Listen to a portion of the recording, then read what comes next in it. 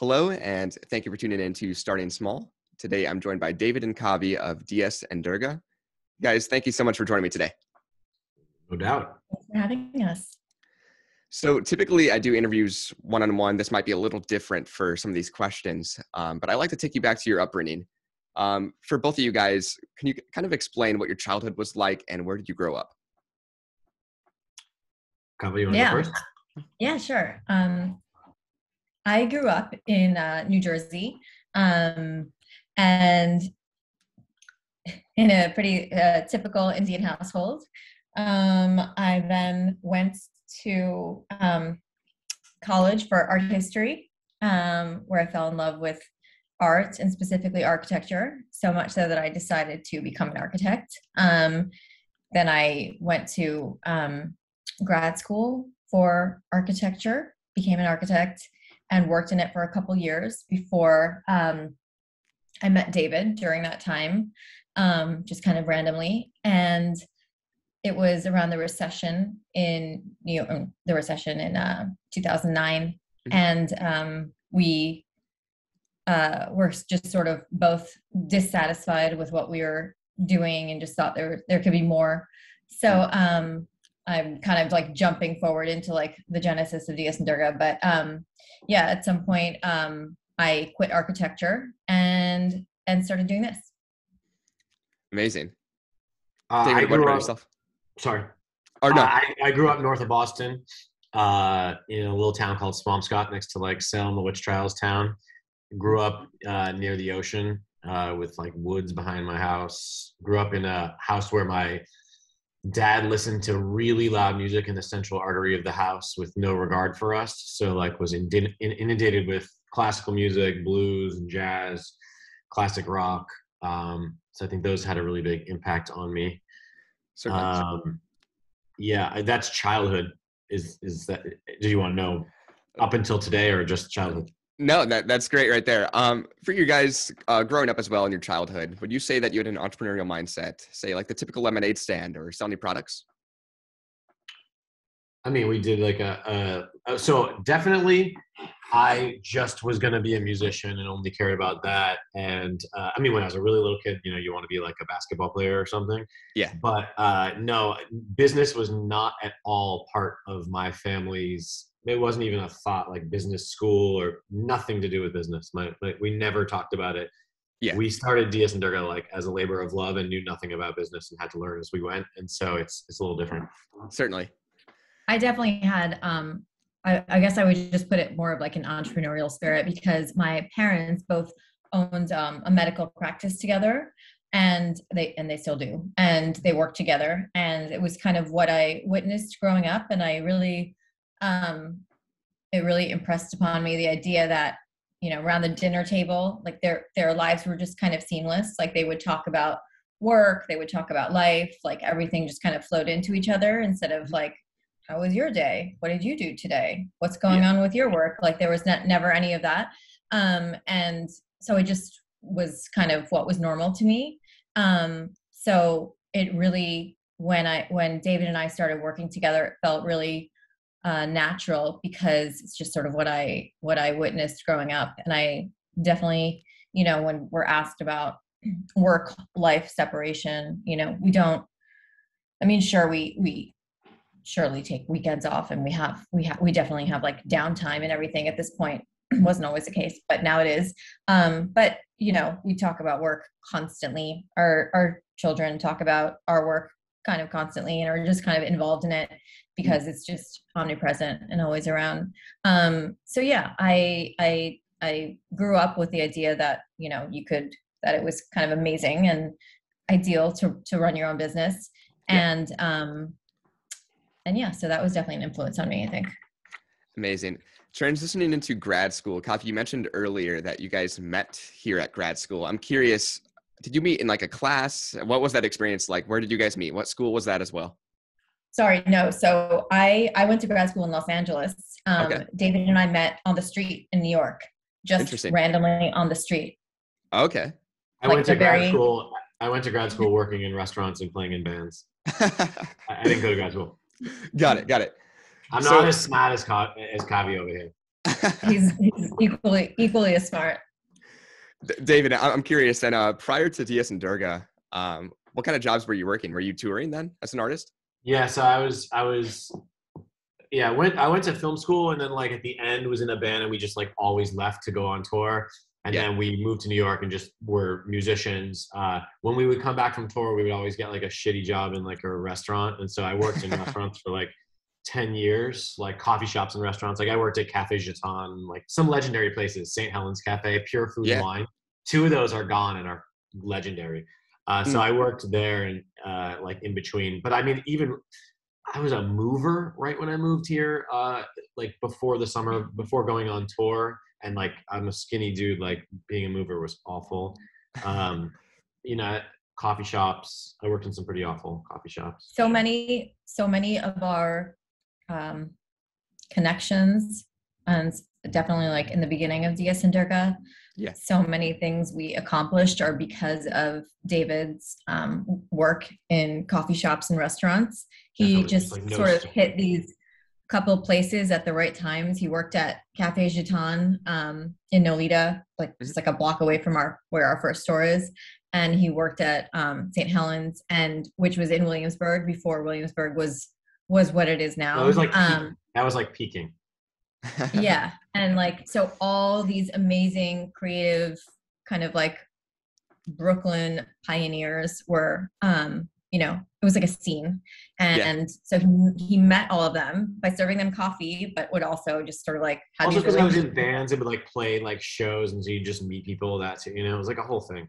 Yeah, certainly. So during this time then, where does the inspiration come to move to create your own company with DS and Durga? Oh, okay. So this is good because it's true. Like when we first met, Kavi and I, like I was a musician, she was an architect. And I definitely, there's a song that I wrote towards the end of like the band that I was in called Salt and Sandbar, and it's called Perfume, and the lyrics are like all about giving up like music for perfume.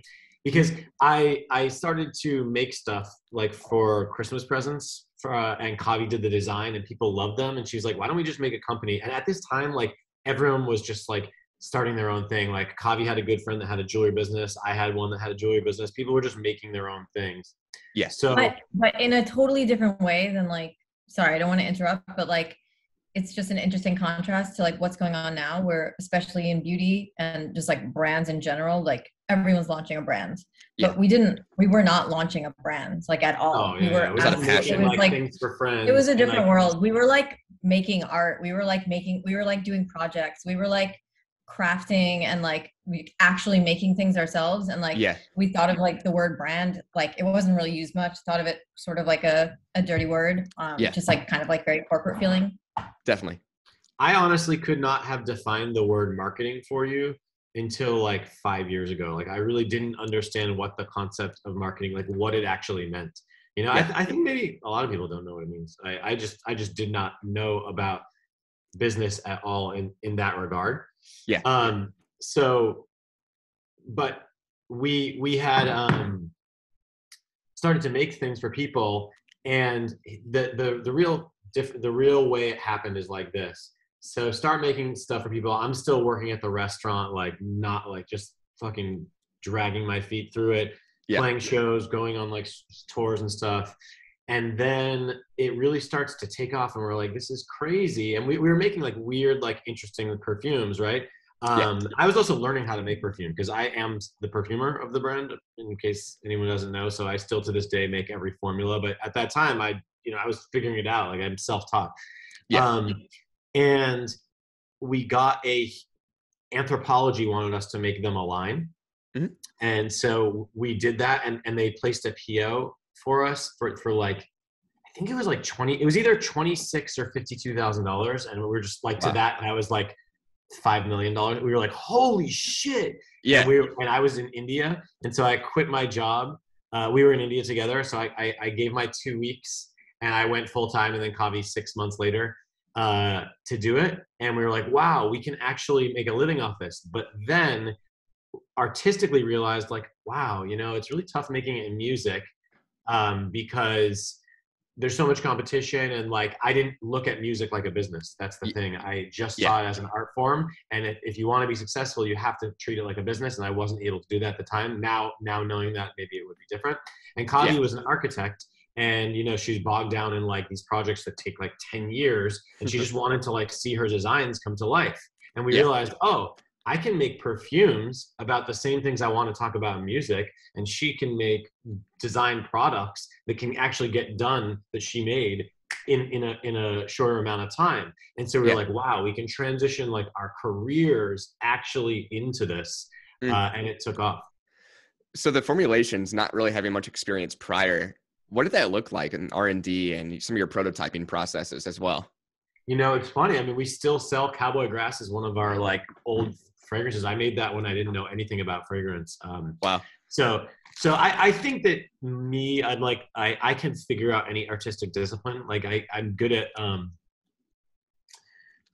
organizing media into structure, whether it be like painting or sculpture. Like I write poetry, I play music, I make perfumes, obviously. I went to film school. Like I think artistic things, like I can sort of coalesce them into an order. So I just learned as I went. But like even, you know, I'm always learning new things. I just learned something that I couldn't figure out for probably 10 years last week. This one thing that just eluded me forever, and I finally figured it out, you know. But I feel now I can, you know, my expertise in creating realistic sense is obviously much more advanced now than it was before. Definitely. I'm curious, when you've got that first purchase order, being such at the early stage, how did you handle production? Were you guys able to accommodate? We were hand making everything. I was making them. We had friends over. We would give them pizza and beer to like assemble boxes, and like we would have these. We would just like, we were young enough that like people were like enticed by like bribing them with like food and drink, and they would help us like make everything. We got an office in Gowanus because I can remember filling the anthropology orders. There's a chance that we were doing it with Kavi. Like I lived. There were two. The first one was definitely done in our apartment. Was done in the apartment, which by the way, so you can't do that. Like I didn't know this about fragrance. There's crazy amount of regulatory. So very early on, I feel like there's probably like a statute of limitations that has passed. That we should talk about it. Made, you know, in a FDA facility, lots of like regulatory stuff. So we started on that path really early, which is great. But before that, like in this very beginning, I was hand making it in these drums. Like we ended up buying like industrial drums, you know, hand making it in that, and then hand filling it. I bought these things, you know, like if you were like at a fancy like outdoor dinner party, someone might buy this thing to infuse vodka, or they'll use it for lemonade, where it has a little spigot so you can like So I was using those, so I'd fill it up and I'd have to fill each bottle, you know, and then close it. Then we had a sticker, and in the very beginning, Kavi made these tapes, we called them, that were like on old liquor bottles. You would have this like tape that showed that it was sealed. Yeah, and she would do that, and it was such a pain in the ass. And she'd have to stay late at the architecture firm to like use their professional cutters. Wow, that's insane. So when I look at the website, you guys state that you take object, plants, and places, and you transport your customer to that place. Can you kind of explain what the process is like, what you mean by that as well with your products? Yeah, so I came up with the tagline, "Perfume is armchair travel," which is something that I believe. So it's actually this is not a strange concept. And we're seeing a change in people's understanding of what fragrance can do. But fragrance is an art form, just like literature, just like music, right? And through a system of variables that, you know, hit you in the nose, your mind is just like, if you hear a piece of music, you might see a landscape. So with like a name and a little bit of description, I believe, and I mean, sometimes even without, I like to use realistic scent recreation and be very specific. So let's say I'm making a fragrance that is, you know, in Salem, Massachusetts, like at a certain time, there's like an object there. So I'm going to create like the objects and the things that would be there, bring in the sense of the salty sea that's maybe coming in through the window, and then with the name and the description, hopefully you can see that, like that place, you know? Yeah. And that's just like realistically. On a spiritual level, I think it's interesting that great artwork performs like a keyhole into another realm.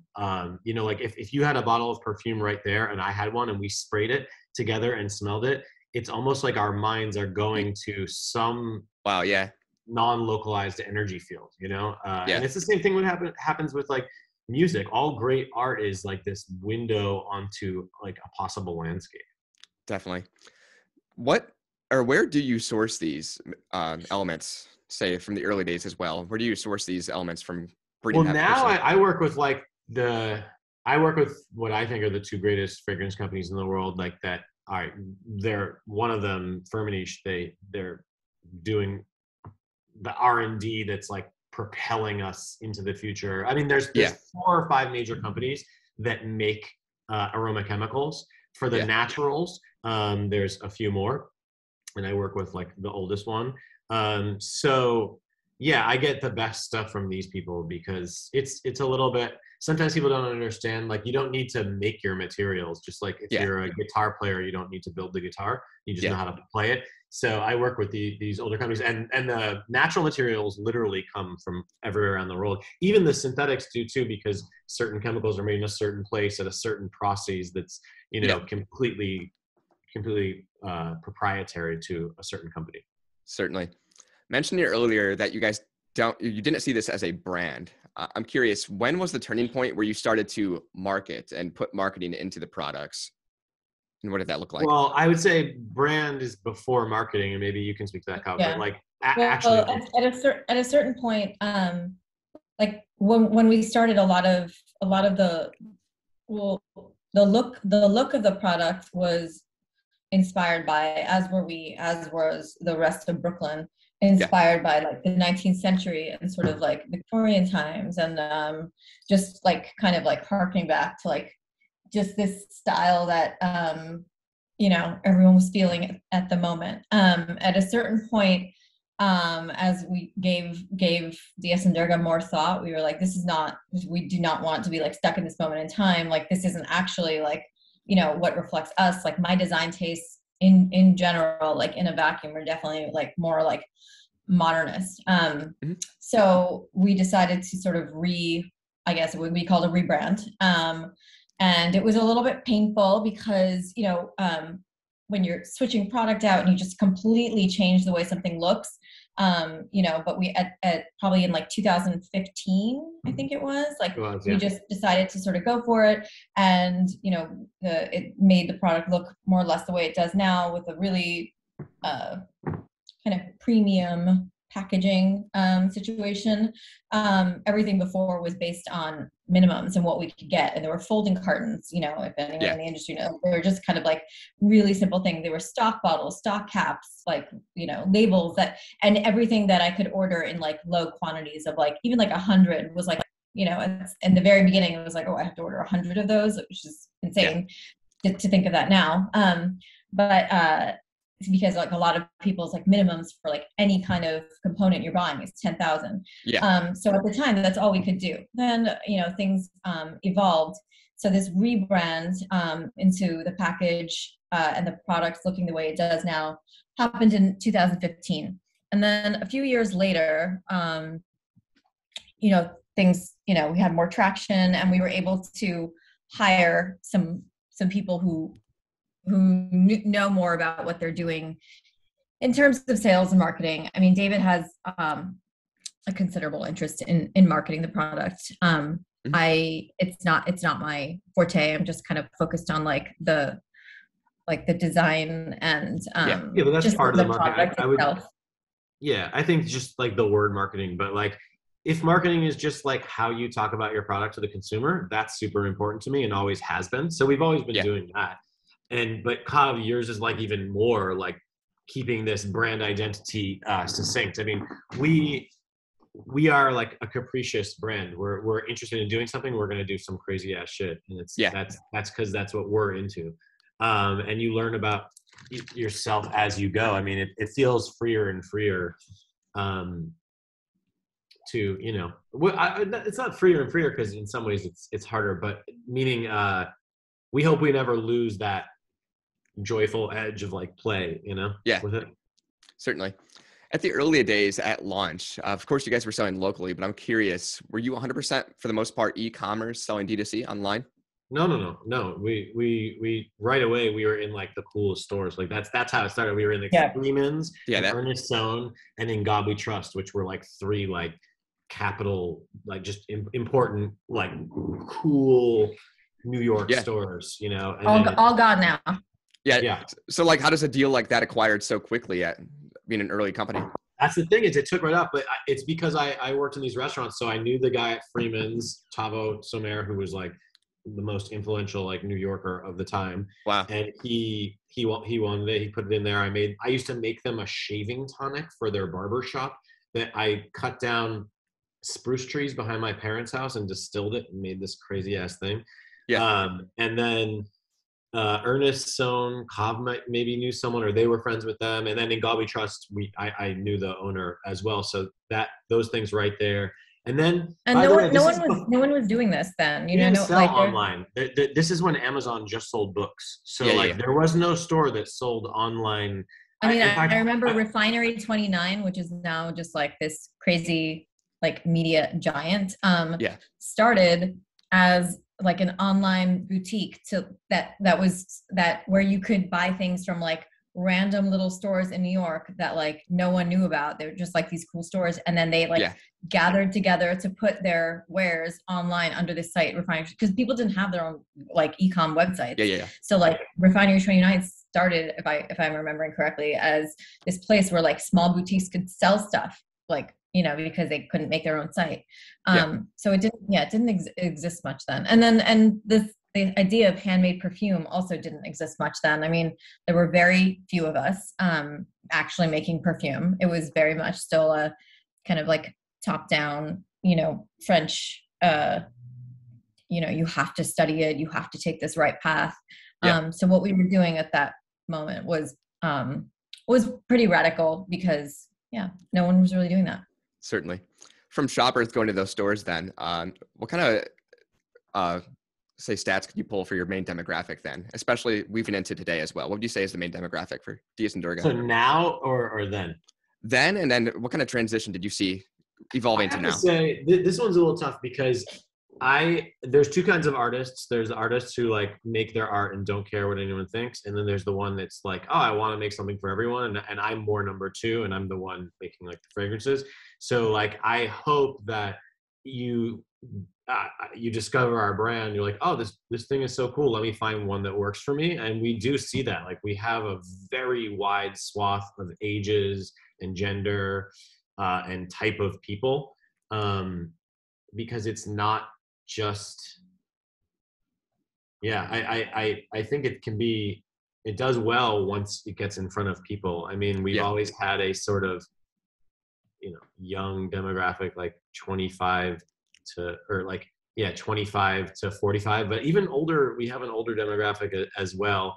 And another thing is perfume, I think as a category, it's something like 80% women, 20% men, and ours is more like 70-30. So we definitely have more men, and that's maybe because I make stuff like I like shit for dudes as well. Yeah. So, you know, I think of that sometimes, but. Looking at DS and DURGA today, then, what would you say separates your brand from competitors then? I mean, there's nothing like us for sure, because we're perfumer and designer owned, right? So there's not many companies.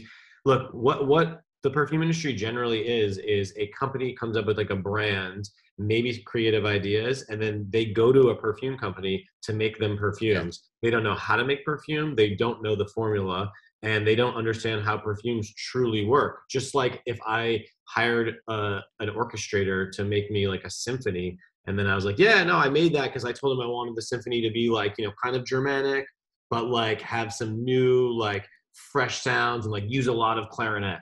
You know, like that doesn't make me a composer, right? And this is not to say that other companies are bad. It just means that what happens is the line between perfumer and sniffer is very convoluted. Whereas us, I'm directly talking to you about what's in the fragrance, why I made it, and what it's trying to say. You might not like it. You may think I did a terrible job, but at least you know it's like my voice and Kavi's voice as to like what this product is. So there's Certainly. not many companies that are like that on the market. Amazing. If you look at Decent Durga today, if you have an idea, what would you say is the top seller perfume wise? Well, we know. I don't know what is our best seller. I don't know You what. don't? Yeah.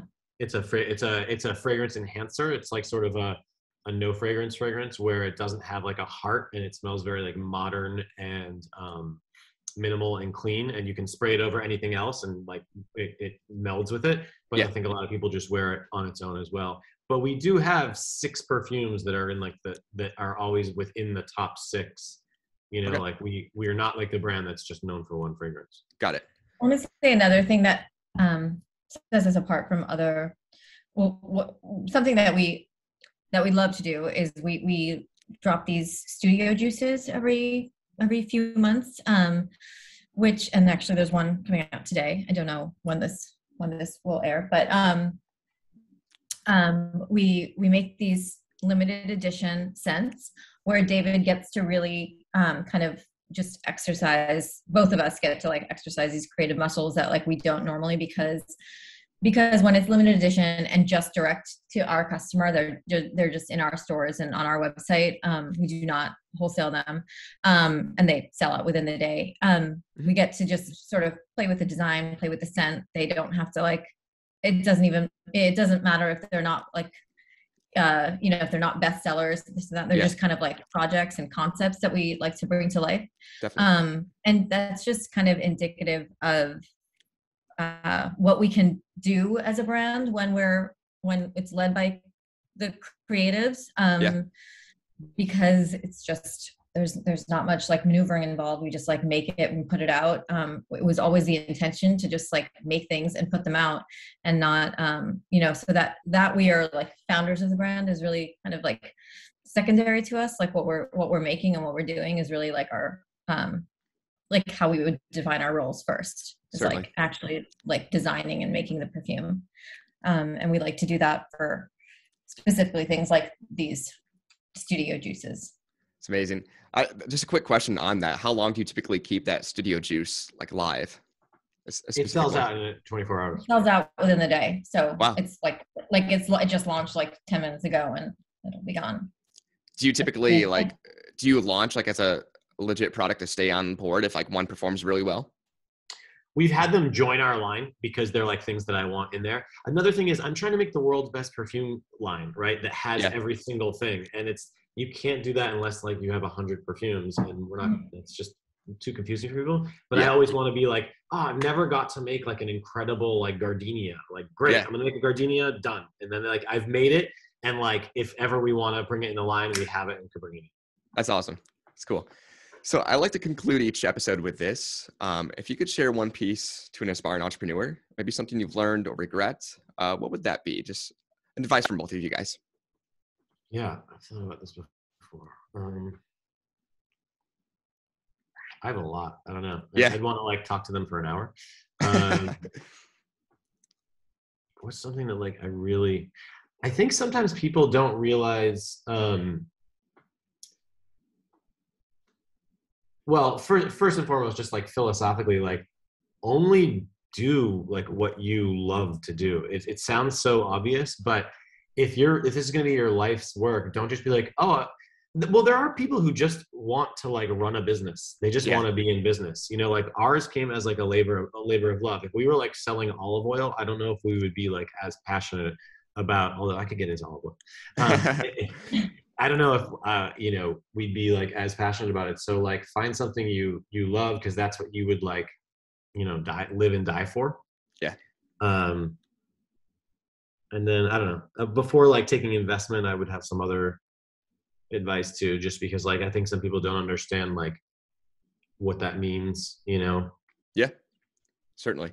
Yeah, I would give credit to your team. I mean, I think like founders these days are very I don't know, nothing we do could we do without a team. We did it ourselves for so long, and then when we finally grew enough to like get help from people who were really like experts at what they were doing, like things grew so much because we're able to focus on what we're best at. They're able to focus on what their best at. Mm-hmm. And we really just like blossomed with like such an amazing team. And, you know, we cannot take credit for anything alone. Certainly. So yeah, I would say amazing. value Well, team. that's perfect. David and Kavi, thank you guys so much for joining me. And to the listeners out there, make sure to check out DS and Durga at dsandurga.com.